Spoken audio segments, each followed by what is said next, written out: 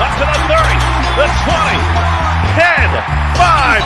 Torrey Horton back to the end zone. 48-yard play. Guess who? Body up the middle, making another move to the outside. 15, 10, end zone again. Keeps it. Nice move by Brown. He's got space. He's got 6. 35-yard touchdown for Byron Brown. A record-setting night for the South Florida quarterback. Down so far, a little bit of a high snap. Genty right up the middle. Genty has room.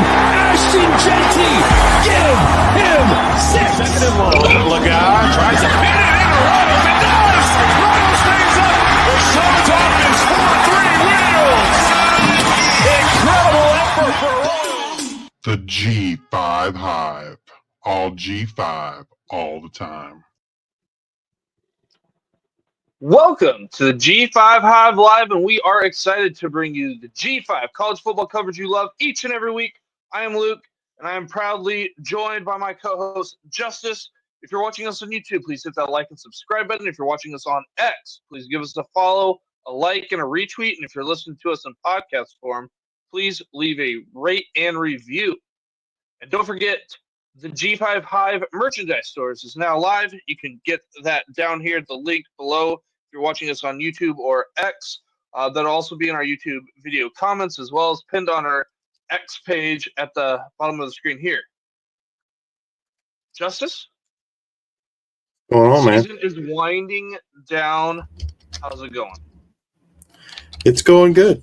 I was gone all week, so I didn't get to watch nearly as much football as I normally do. I was down in Charlotte, North Carolina at some dirt track races. So I got to watch a little bit during the week. I watched absolutely zero.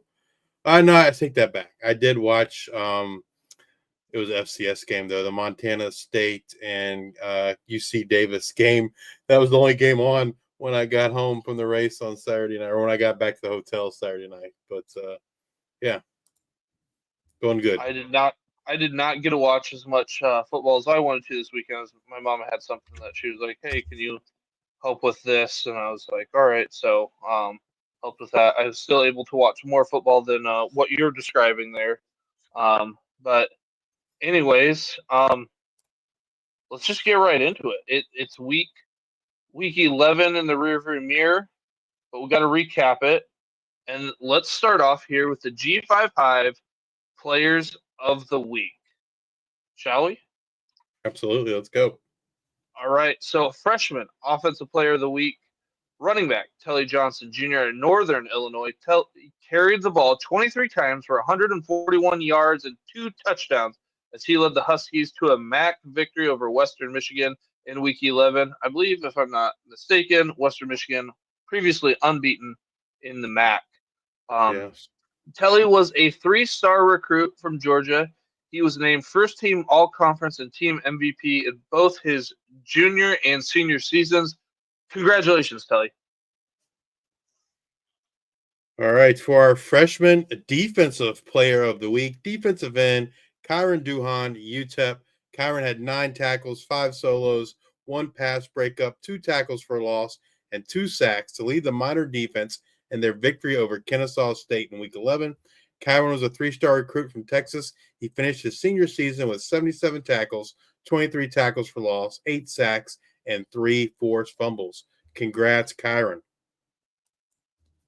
All right. My Offensive Player of the Week is none other than running back Trey Stewart, Jacksonville State. Trey had 1 reception for 15 yards and carried the rock 34 times for 166 yards and 2 touchdowns. None were more important than his 11-yard touchdown up the gut, which proved to be the game winner in the Gamecocks' 44-37 win over Louisiana Tech. Congratulations, Trey. My Offensive Player of the Week, quarterback Caton Hauser, East Carolina. Caton has been on fire since getting the starting quarterback job with 13 touchdown passes in the last 3 weeks. Caton had a huge game this week, going 17 for 22 for 343 yards and 5 touchdowns through the air, while adding another 52 yards and another touchdown on the ground to lead the Pirates to a victory over Florida Atlantic in Week 11. Congrats, Caton. My defensive player of the week, defensive end Jordan Lawson, Louisiana. Jordan had 6 tackles, 5 solos, 2.5 tackles for loss, and 2.5 sacks for the Raging Cajuns in their victory over Arkansas State. The victory leaves Louisiana undefeated in Sun Belt Conference play and in first place in the Sun Belt West. Congratulations, Jordan. All right, my defensive player of the week is linebacker Randolph Kapai, New Mexico. Randolph had 15 tackles, 10 of which were solo. He had 1 sack, 1 tackle for loss, and 2 pass deflections in the Lobos' 21-16 win over San Diego State. What was really impressive is Marquise Cooper ran the ball 35 times, and while he did get 123 yards, I'm not so sure he broke a run that was more than 10 yards. Maybe they're close to the end he did, but that defense did a great job of keeping him contained all game. But this is a great showing for that New Mexico defense, led this week by Randolph Kapai. Congratulations, Randolph. All right, Justice, what does the Swarm need to know? What's our news and notes from the week? So as we get closer to the end of the season here, you get more coaches looking for new jobs. This first one was a bit of a shock. Kennesaw State fires head coach Brian Bohannon. Current offensive coordinator and quarterback coach Chandler Burks was named the interim head coach. Bohannon was 72-38 at Kennesaw State. He led the Owls to 4 FCS playoff appearances and their first FBS victory over Liberty just a few weeks ago. This one just seems like a real head scratcher to me. And what the school says happened and what other folks say happened aren't the same thing. The school, the athletic director said that Bohannon resigned. Bohannon came out and said absolutely did not resign. They told me there was going to be a change of leadership, so I was fired. I don't get this. I don't understand it. I don't know what their expectations were in year 1 of the FBS. I mean, like, Well, hell, they even mentioned like, something about it's not the football season like historically that we were hoping for. Like last year, pretty much in our Worker Bee series, they mentioned like, hey, we like purposely put out makeshift offenses to keep red shirts and to keep people around. Like, so like, what were you expecting last year? And then your first year in the FBS, again, what were you expecting? And I interrupted you, Justice, but you're about to say, hey, you just beat the undefeated Liberty Flames as your first win. Like, what are we doing? Oh, yeah. I mean, I get people want to fire coaches early to get ahead of it, but like, no offense to Kennesaw State, but I don't know, like, who you're trying to get, like what big hire that you're trying to get out in front of. It doesn't make sense from that standpoint. It doesn't make sense from to just come up from the FCS to the FBS. There's a lot of things that just don't make sense. And I don't know. I didn't check out the notes. Yeah, you do have it in there. Kennesaw State defensive tackle, a great defensive tackle. It's like, I'm out.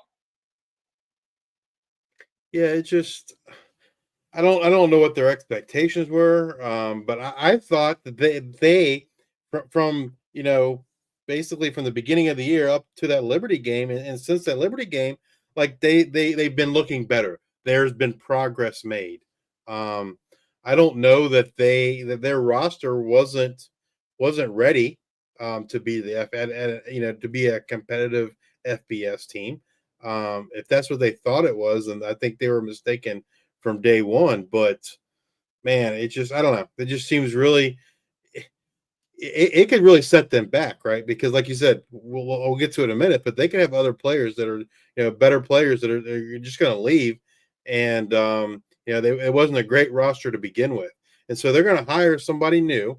They're going to start probably from scratch and basically have the same type of season for another probably 2 or 3 years. I don't know. It's just a very strange move by Kennesaw State. And it doesn't make any sense to me. But in other coaching news, Florida Atlantic has fired defensive coordinator Rock Bellantoni. Brandon Harris will serve as the interim defensive coordinator.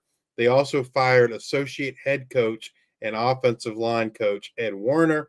Um, you know, these kind of moves are going to happen where guys are trying to save their quote head coaching job, and they're going to get rid of some assistants in an effort to do that. Southern Miss, who fired their head coach a couple weeks ago, has now fired offensive coordinator Chip Long. Some more Kennesaw State news. We talked about this just a few seconds ago, but Kennesaw State defensive tackle Tamarius Puda Walker is entering the transfer portal. He was a star on that defensive line for them. And he's posted. He's gotten offers from UNLV, Memphis. He's gotten UCF. UTEP, UCF. He's a quality player. He's going to land somewhere good, and I don't expect that to be the end of the Kennesaw State exodus after the firing of Coach Bohannon. Some positive coaching news. Connecticut head coach Jim Mora picked up a $10,000 bonus this week after the Huskies got their 7th win of the season. He has added $85,000 in bonuses this year as a result of the season for UConn, and it's their best season in history. Not in history, but their best season since 2008. So their best season in recent history. So way to go, Jim Moore, UConn. Hard place to, I think, win and recruit. But Jim's getting it done this year for the Huskies. Now, getting to some injury news, some player injury news. Army quarterback Bryson Daly did start this week against North Texas. That was a very low scoring game. I think it ended up like 13-7. I want to say something like that. Bryson Daly missed the previous week. There was some concern whether he would play against North Texas with that. He had a foot issue which he had surgery for, but he did start. Army got the win, stay undefeated, and they have a bye this week, which is great news. To get Bryson more healthy, get that whole team more healthy, and they have a big matchup next week against Notre Dame in 2 weeks. So hopefully, I was Army very shocked to see pull the Bryson upset. Daly play this last week, and maybe they thought we have the bye week so he can get a little bit of rest before the big Notre Dame game. But then I was also surprised to see him run the ball for like whatever it was, 35, 37 times, 33 times, whatever it was. Yeah, I mean, that good news, I guess, for his health, right? That means he must be pretty healthy. Yeah. UMass quarterback Tyson Fomakan is out for the season, and that means it's either going to be Ahmad Haston or AJ Hairston, both, I believe, redshirt freshmen. They will compete to be the starter this week. My expectation is that it would be Ahmad Haston. He's the one that kind of led them in the spring with Tyson out, and he's also the one that's come in more often when Tyson's been out this season. UConn quarterback Nick Evers got injured in the game versus UAB. Joe Fagnano took over. No updates on that, but I mean, just looking at box scores, I haven't watched the UConn game. It looks like Joe's outplayed Nick Evers this year, but they keep going back to Nick, so we'll see what they kind of do moving forward. Sam Houston quarterback Hunter Watson suffered an injury, not this week, but the week before. They had a bye this past week, but he should be good to go for Sam Houston in their matchup this week. Florida Atlantic quarterback Cam Fancher was carted off the field this past week, and he's out for the season with a broken collarbone. Luke, did you get to watch the Florida Atlantic game? Yeah, I got to watch a little bit of this game, and it just seemed like there was a lot of late hits. Like there were several of them, like 3 or 4, and this one ended up. This one was a late hit and ended up in a broken collarbone. So like nothing was called. It just seemed I don't know. It was a weird game, and it just seemed to be like when FAU was on offense, these late calls. And I mean, I also didn't really recognize any major late hits when FAU wasn't on offense, but it just seemed like something that kept coming up. So I don't know. It just sucks that there's a late hit, in my opinion, on the quarterback and it resulted in an injury. And then again, no penalty, nothing. And it wasn't like that was the first of the no calls. Like that was like the third or fourth one. Well, look for redshirt freshman Cassine Wiseman to start the rest of the way in Cam Fancher's place. UTEP quarterback Skylar Locklear is back from concussion protocol, and he played this past week. Some more Florida Atlantic news. Running back CJ Campbell, he did exit the game this past week. However, he was able to return. However, his running mate, Zuberi Mobley, missed the game this week, did not play. So we'll have to monitor the situation throughout this week to see if Zub Mobley can come back for the Owls. Northern Illinois running back Ontario Brown got injured this past week. He was seen on crutches, but it does sound like it doesn't sound like it's like too serious. Sounds like he will probably be back at some point, and that's what allowed the offensive freshman of the week, Telly Johnson Jr., to kind of get his run. So we may see some more Telly Johnson in the this next coming week if Ontario is not able to go. Ohio running back Anthony Tyus III made his return this past week. Utah running back Razul Faison exited the game early this past week. I think he is a little bit banged up with a knee injury, I think it was, but he should be back for their game against Hawaii. Temple wide receiver Dante Wright was said to be good to go in week 11. They had a bye this past week. So we haven't heard anything official, but we do expect that Dante Wright will most likely be back for Temple this week. Fresno State wide receiver Raylan Sharp missed their game against Air Force, and it's not looking good to see him again here in week 12. So don't expect to see Raylan Sharp out there for the Bulldogs this coming week. Tight end Holden Willis made his return from his one-game absence. I believe he was also in concussion protocol, so it's good to see that. But wide receiver Omari Kelly missed the game this week. They do have a bye in week 12, so hopefully they can both get healthy, or Kelly can get healthy and return in week 13. New Mexico wide receiver Luke Wysong, who had missed the previous week, made his return this past week. He looked good to go. And then just, I don't know, maybe an hour ago or so, or an hour and a half ago, some devastating news out of App State. Wide receiver Caden Robinson, he posted on his Twitter account that he has suffered a season-ending injury, and the sad thing is that it abruptly ends his college career. He's out of eligibility, his plan is to rehab, get healthy, and pursue a professional career. So we certainly wish Caden Robinson, who's a friend of the show, we did an interview with him over the summer. We wish him a speedy recovery and all the best wishes moving forward. All right, let's get to the top 25. So the top 25 poll came out yesterday, the AP poll, the playoff poll, or the playoff brackets will come out, I believe, tomorrow night. But we got 3 teams from the G5 and the AP top 25. A little bit disappointing, though. Boise State, despite their win over Nevada, now it wasn't like they crushed Nevada, but they dropped a spot to number 13 in the poll, despite that win. Positive news, Army moves up 2 spots after their win over North Texas from 18. They're now up to 16. And then Tulane, with their win over Temple, makes their debut at number 25. So we got 3 teams in the top 25, and then there's 2 other G5 teams that received votes. Louisiana comes in at number 29 with 14 votes, and UNLV comes in at number 30 with 10 votes.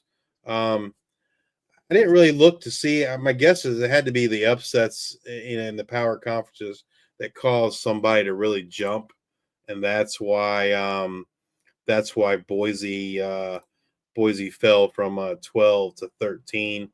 Yeah, it looks like Ole Miss. I guess the Ole Miss win over Georgia is kind of what kind of did them in, because they didn't drop Georgia out of the top. Georgia comes in at 11. They fell 9 spots. And and Miami fell 8 spots to 12, and Ole Miss is the one that kind of jumped up in front of Boise State. They moved up to 10th from 16th. So be interesting to see. It's going to be interesting to see how this kind of plays out. BYU still undefeated. They are the leader in the Big 12. If they lose a game, the next Big 12 team looks like Colorado at number 18, and then you got Kansas State at 20, and those are the only three Big 12 teams in the top 25. So if BYU were to lose, it'll be interesting to see if Boise doesn't jump them. Not sure. BYU's remaining schedule is Kansas, Arizona State, and Houston. I would guess that Arizona State would give them be the best opportunity for them to lose. I mean, they barely beat Utah this past week with a 1-point victory, and then I don't know. Did you see the Utah athletic director complaining about the refs on the after the press conference? Yeah. There was but actually it didn't really affect the play. That didn't affect that particular play, but still. Well, the other part is too, like that would have put them at what yard line would that put them at? I mean, there's still a fair amount of yardage to go. Feel free to stop them anywhere in between there. Granted, again, never put the game in the ref's hands, et cetera, but you kind of put yourself in that predicament. And then, like I said, you've got the rest of the field to work with there. Feel free to stop them anywhere in between there if you'd like. I'm hoping BYU loses because I want to see Boise get the bye. And what I hope happens is BYU loses and both Army and Boise State go undefeated, because I'm wondering if both of them can't potentially jump over top of BYU at that point. So yeah, the big test of that theory will be Army having to beat Notre Dame in 2 weeks. So hopefully the Black Knights can pull it off. Well, let's get to the what we call the real poll, the G5 top 25 from Heroes Sports. If you're watching on YouTube, you see it on the screen, but I'll run down the top 25.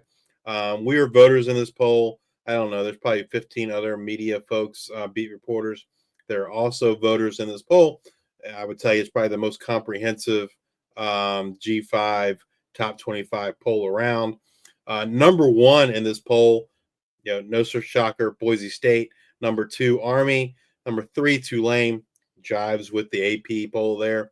Number 4, UNLV. Number 5, Louisiana. Number 6, Western Kentucky. Number 7, Memphis.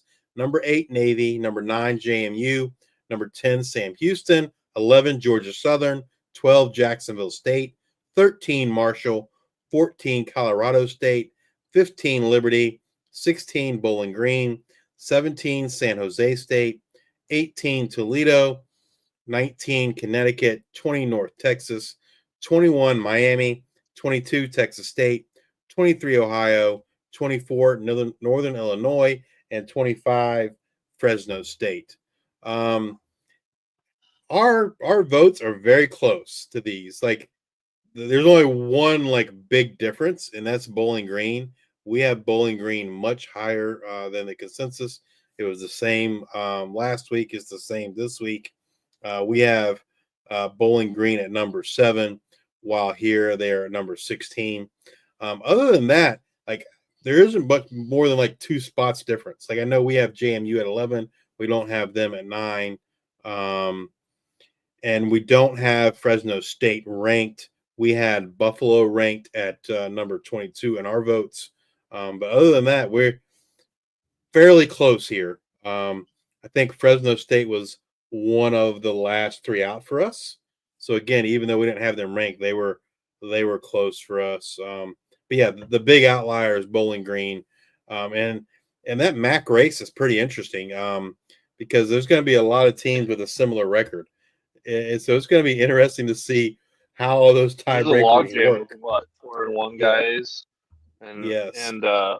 actually Western Michigan, they were at 22 or so last week, 23 last week, something like that. They were the team that fell out for us, and then we Yeah, fell added. out for us and fell out for the consensus poll as well.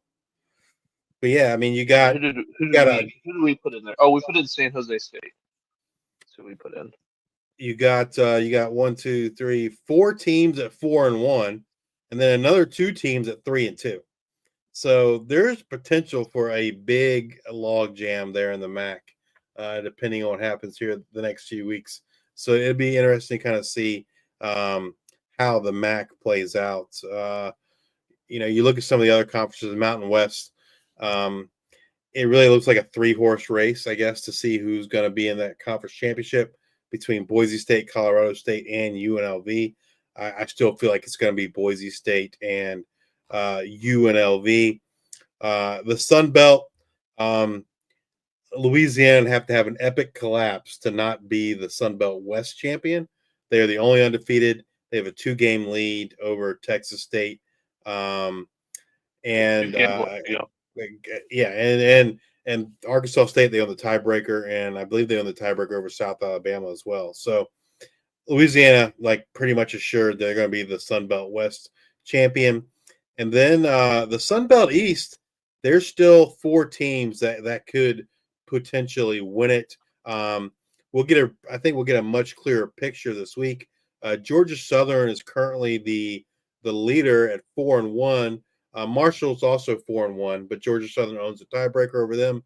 And then you have ODU and James Madison both at 3-2. The interesting thing here is Georgia Southern owns the tiebreaker over Marshall and James Madison. So if Georgia Southern wants to lose again, they still have a half game lead over Marshall and James Madison. However, if they lose again and Old Dominion goes undefeated the rest of the way, then Old Dominion would win the Sun Belt East since they hold the tiebreaker over Georgia Southern. So yeah, the Sun Belt East is still kind of wide open between those 4 teams. Move over to Conference USA, and again, it really looks like a 3-horse race. I guess Liberty, still potentially has a shot, but you got Western Kentucky and Jacksonville State both undefeated. Sam Houston at 4-1 and Liberty at 4-2. And then if you go to the American, it's Army and Tulane both undefeated, and Navy with 1 loss. Again, I guess technically Memphis and East Carolina, potentially are still in it. They only have 2 losses, but it feels like that conference is going to come down to Army, Tulane, and maybe Navy. But yeah, so Tulane, I believe Tulane and Navy play this week. Or they have a do. bye and they play the following week or something. No, Yeah, they play. so They play. big game. Tulane and Navy play this week.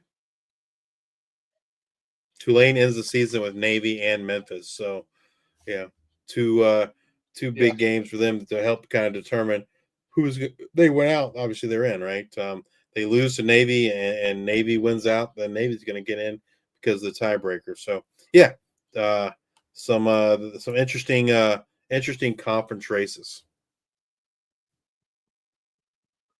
Well, undefeated teams through 11 weeks. The only undefeated team in the G5 is Army Black Knights. They have a bye in week 12 before their date with Notre Dame. So we will see if we can make it through an entire season with a G5 team being undefeated. Honestly, at this point in the season, the fact that there is any team that is undefeated, like that's a pretty good feat in itself at this point. You've got injuries, this and that. So congrats so far to the Army Black Knights. Now on the other side, we've got winless teams through 11 weeks. Kent State, Golden Flashes, they were able to do it again. They were able to lose. What was it? I'm trying to remember. 44-0, 40 to I don't remember. It was a lot to 0. They've got Miami of Ohio on Wednesday. Again, they're the only winless team in the G5. Their current losing streak is now up to 18. And I believe I saw somewhere, I don't know if it was Brett Murphy or tweeted somewhere that Kent State has yet to lead a single second Oh wow! so far this season. I'll Yeah, have they to lost find it 41 to later. nothing. 41 to nothing. I'll have to find it later. I'll try to retweet it out from our account. But I think there's something dumb stat of like Kent State has not led for a single second this year. But anyways, our G5 bowl count currently up to 19 teams in the G5 are eligible for bowls. Those are Army Black Knights, Navy Midshipmen, Memphis Tigers, Tulane Green Wave, UNLV Rebels, Louisiana Raging Cajuns, Sam Houston Bearcats, Boise State Broncos, James Madison Dukes, Western Kentucky Hilltoppers, Toledo Rockets, Colorado State Rams, Yukon Huskies, Georgia Southern Eagles, San Jose Spartans, Ohio Bobcats, Liberty Flames, Marshall Thundering Herd, and the Jacksonville State Gamecocks. There were 5 new additions this week. San Jose, Ohio, Liberty, Marshall, Jacksonville State were the 5 teams to become bowl eligible this week, and to bring that count up to 19. The one thing, and I tried to look, and Jacksonville State, I believe this is their second year in the transition, right? And or their second year in FBS, not necessarily their second year in transition.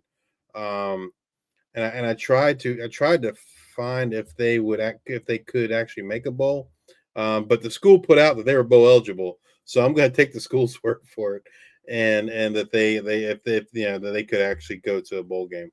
They certainly deserve it. We saw them go to a bowl game last year, but them like JMU, both those teams got to go to a bowl game because there weren't enough bowl eligible teams. But yeah, kudos to Jacksonville State and Sam Houston for making bowl eligibility already. That's going to do it for us. Come back and join us next week as we discuss what happened in Week 12, as well as look forward to Week 13. We give you our waiver wire guys to look for to help you out in Week 13 of the 2024 season. As always, we bring you the up-to-date on the latest news and happenings in the world of G5 college football. Again, if you're watching this on YouTube, please hit that like and subscribe button. If you're watching us on X, please give us a retweet, a like, and a follow. And if you're listening to us on Apple Podcasts or Spotify, please subscribe and leave those 5-star ratings and reviews. Thank you all for your support. And until the next time, we are the G5